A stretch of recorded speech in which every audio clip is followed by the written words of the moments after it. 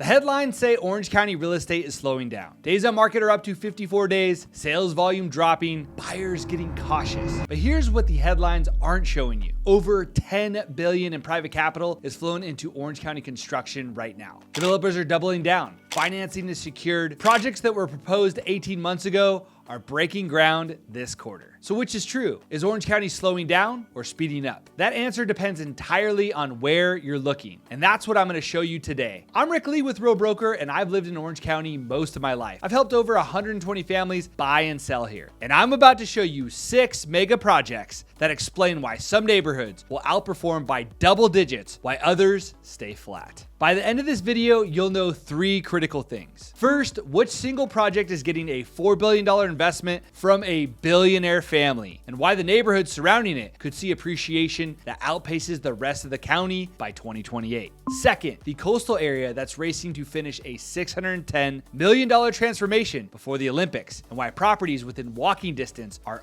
already seeing bidding wars. And third, the controversial mall project that sat vacant and vandalized for months, but just got a game-changing update in February 2026 that changes everything about Westminster's future. Stick with me because the project we're starting with is the biggest in Orange County's history, and it opens in less than a year. Let me give you some context on why this is happening. For decades, Orange County was known for one thing: Disneyland. We were a bedroom community, a place where people lived and commuted elsewhere for work. Our downtowns were disconnected. Our entertainment was spread out across parking lots and strip malls. But something shifted around 2020. The county added over 100,000 technology jobs. Major companies started choosing Irvine over Silicon Valley. Remote work made our coastline competitive with San Francisco's prices, but with actual sunshine, and developers noticed. The difference between 2015 and 2026: in 2015, Orange County had ideas. In 2026, Orange County has billions in financing, breaking ground, and construction crews working 6 days a week. The 2026 World Cup and 2028 Olympics are accelerating everything. Developers want projects finished before global attention arrives. So what you're about to see isn't speculation. These are proposals. This is steel and concrete going up right now. Let's start with the biggest.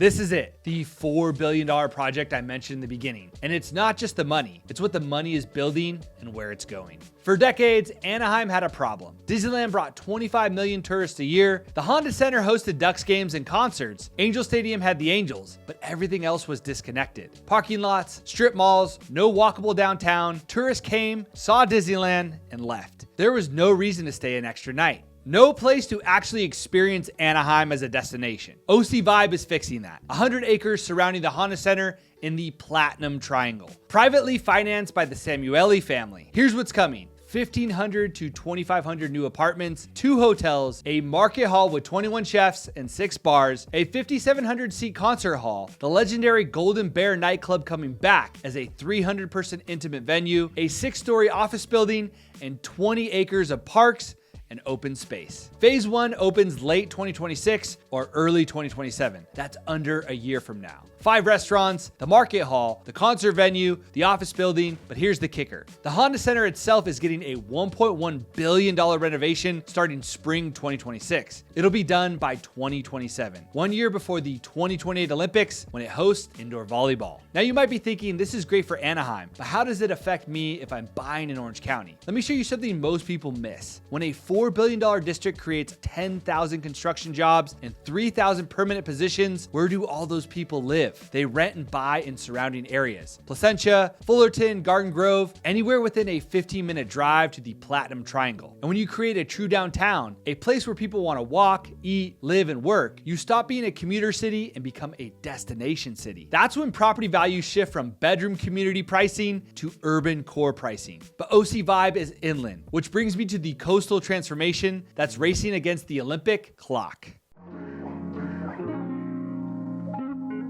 Dana Point Harbor, $610 million in total investment. The timeline is aggressive. Dana Point Harbor was built in 1971. It's been 54 years. The facilities were dated. And while Dana Point homes were selling for $1.5 million median, the harbor wasn't supporting those values. It was becoming a liability instead of an amenity. Here's what's happening right now. Phase 3 construction on the waterfront buildings kicked off in early 2026. The completed marina renovations with about 580 new docks should be finished by 2027. 2 new hotels, the 130-room Dana House, and 167 roof surf lodge are under construction. 120,000 square feet of new restaurants and shops, including a food hall called the Boathouse, rooftop bars, fire pits, event spaces. The goal, finish by summer 2028 before the Olympics. Why does this matter for real estate? Because Trestles Beach in San Clemente is hosting Olympic surfing. Tens of thousands of visitors will be flooding the area. Dana Point Harbor will be the closest hospitality hub, and properties within walking distance, especially the Lantern District, are already seeing bidding wars from buyers who understand what's coming. But here's what's really interesting. When the harbor goes from 1970s dated facility to world-class coastal destination, the impact isn't just immediate, it compounds. Because now you're not just attracting a different buyer, not someone looking for a beach house, someone who is looking for a lifestyle where they can walk to dinner, walk to their boat, walk to wine bars with harbor views. That buyer pays a premium.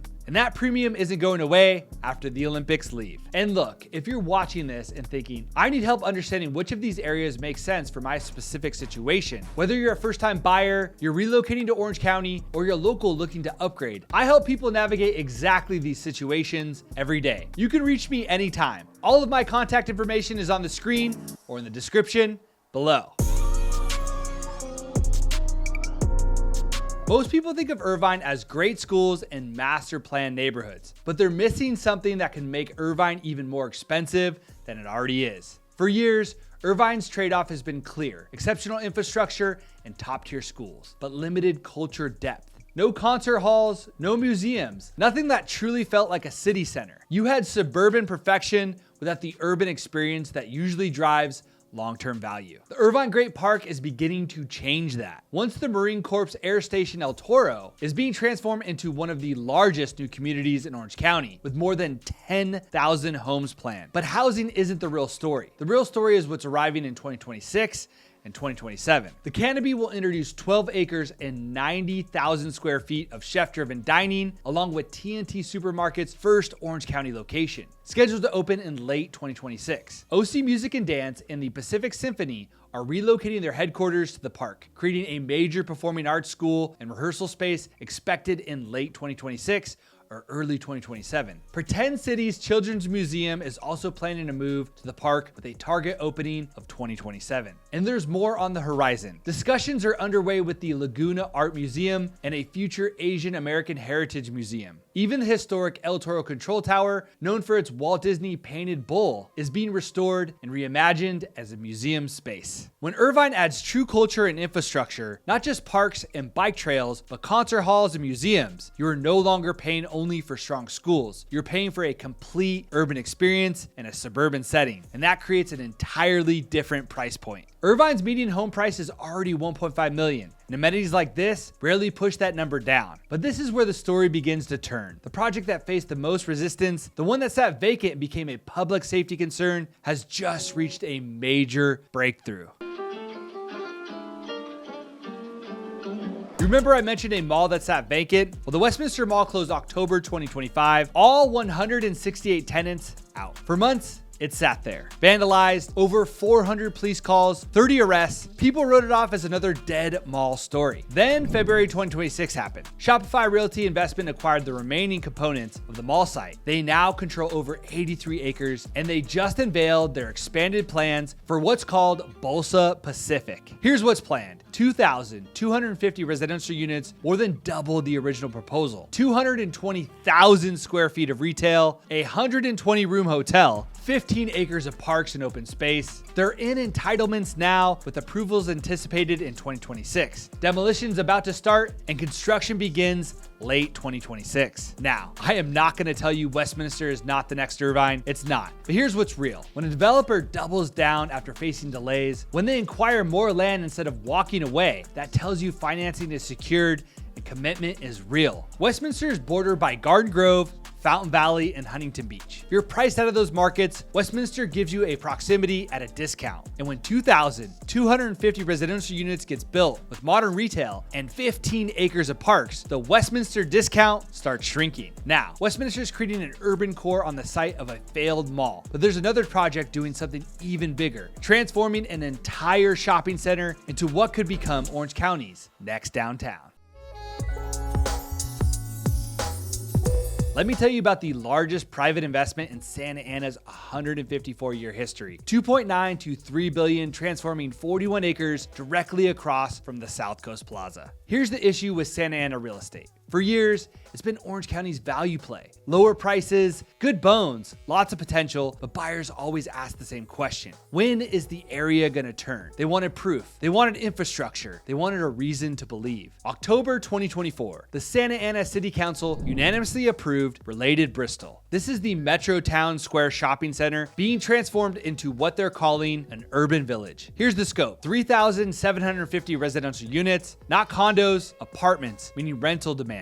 200 senior living units, a 250-room hotel, 350,000 square feet of retail and commercial space, and 13.1 acres of parks and open space. Construction starts in 2026, phase 1 completed by 2030, the full build out by 2036. Now here's why this matters for property values, and it's not what you think. The economic impact is 16,834 construction jobs and over $500 million in net revenue for Santa Ana in the first 30 years. But that's not the real story. The real story is what's happening to the neighborhoods surrounding this project. When Related California, the largest developer of mixed income housing, proves that Santa Ana can support luxury retail, high-end dining, and premium housing, because once this perception shifts, the homes within a mile radius stop being Santa Ana discount and start being adjacent to South Coast Metro premium. The pattern you're seeing across all these projects, Orange County isn't just building houses, it's building urban cores, complete neighborhoods, places where you can live without needing a car for every errand, and that's what commands premium pricing. Which brings me to the most controversial project of them all, the one that's building luxury homes on a former oil tank farm next to a super fun site, and why buyers are fighting to get in anyway.